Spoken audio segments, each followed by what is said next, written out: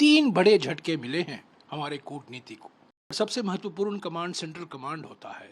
उसके अध्यक्ष general Kiriella, Michael Kiriella ने एक अजीबोगरीब बयान दिया है कि पाकिस्तान हमारा फिनोमिनल पार्टनर है, शानदार साझेदारी है अमेरिका और पाकिस्तान के बीच में आतंकवाद के खिलाफ जो अभियान चलाया जा रहा है। आसिफ मुनीर, जो पहलगाम के आतंकवादी हमलों के पहले कुछ ही दिन पहले एक सांप्रदायिक जहर से भरा हुआ भड़काऊ और उत्तेजक भाषण दिया था, उसी आसिफ मुनीर को अमरीकी के सेना दिवस जो 14 जून को होने वाला है, उनको एक विशेष निमंत्रण दिया गया है। ये चेतावनी भी है और चुनौती भी है। देखिए, कल भारतीय राजनीति कूटनीति को तीन बड़े धक्के मिले अमेरिका से।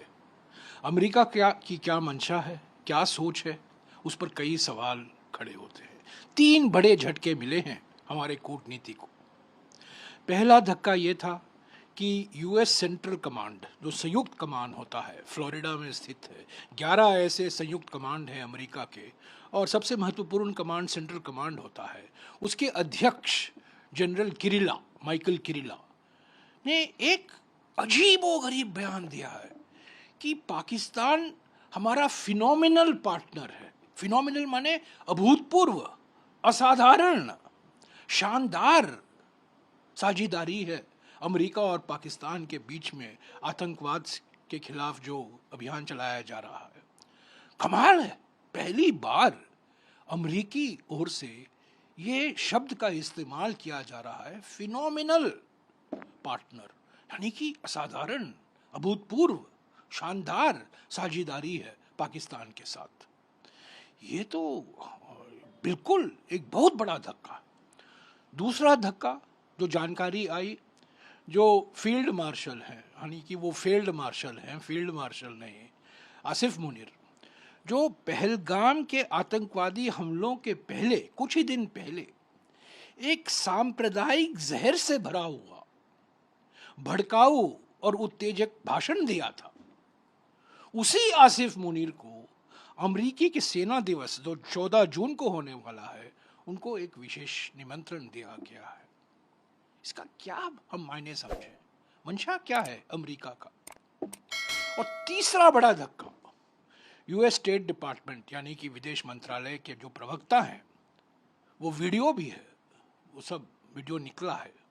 कल वो परसों दिन का प्रेस कॉन्फ्रेंस है और कल निकला था कि वो कहते हैं कि राष्ट्रपति ट्रंप की मध्यस्थता के कारण भारत और पाकिस्तान के बीच में युद्ध विराम हुआ, और सब लोग जानते हैं कि राष्ट्रपति ट्रंप ने ही करवाया है, और राष्ट्रपति ट्रंप के कारण भारत और पाकिस्तान के बीच में अभी युद्ध विराम हुआ है। ये तो बार बार कहा जा रहा है और फिर से दोहराया गया है, 14 या 15 बार कहा गया। तो ये तीन बड़े घटने हैं, तीन बड़े धक्के हैं। ये चेतावनी भी है और चुनौती भी है। इस चेतावनी को हमें समझना चाहिए, इस चेतावनी का सामना हमें करना चाहिए। प्रधानमंत्री को सर्वदलीय बैठक बुलाना जरूरी है, विशेष सत्र बुलाएं, सर्वदलीय बैठक बुलाएं। सांसदों से बात हो गई, चुने सांसद जो उन्होंने भेजा था प्रतिनिधिमंडल में, पर जो हमारे नेता हैं, विपक्ष के नेता हैं, जो 16 नेताओं ने उनको एक खत भेजा है, उनको तो बुलाइए, सर्वदलीय बैठक की अध्यक्षता कीजिए, उनको विश्वास में लीजिए। कल ये तीन बड़े झटके हमारे कूटनीति को मिला है, इसको तो आप समझिए, चेतावनी समझिए, चुनौती समझिए।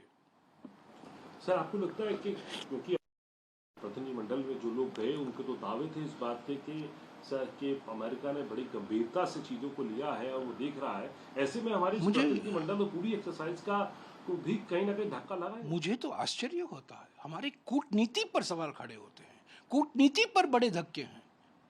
हमारे विदेश मंत्री अभी यूरोप में हैं, उनकी ओर से कुछ बयान आने चाहिए, प्रधानमंत्री की ओर से बयान आने चाहिए। तीन धक्के हैं।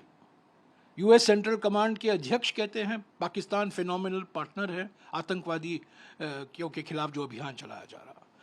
फील्ड मार्शल आसिफ मुनीर को निमंत्रण मिलता है। वही आसिफ मुनीर जो इतनी सांप्रदायिक जहर से भरी हुई भड़काऊ और उत्तेजक भाषण दिए थे पहलगाम के आतंकवादी हमलों के पहले, कुछ ही दिन पहले। और तीसरा धक्का ये जो अमेरिकी विदेश मंत्रालय की प्रवक्ता कहती हैं कि राष्ट्रपति ट्रंप ने ही ये करवाया है, राष्ट्रपति ट्रंप की वजह से आज युद्ध विराम हुआ है और थोड़ी बहुत शांति आई है। तो ये हमारी कूटनीति पर सवाल खड़ा करता है ना। प्रधानमंत्री और विदेश मंत्री जो बार बार कहते हैं, उनके बयानों पर यह सवाल खड़ा होता है। प्रतिनिधिमंडल को भेजने की भी exercise सभी तो कूटनीति, मैं किसी एक व्यक्ति की बात नहीं, प्रधानमंत्री की जिम्मेदार हैं, विदेश मंत्री जिम्मेदार हैं, प्रधानमंत्री चुप क्यों है? प्रधानमंत्री के इशारे से ही तो सब चलता है ना। प्रधानमंत्री सर्वज्ञानी हैं, सर्वव्यापी हैं। प्रधानमंत्री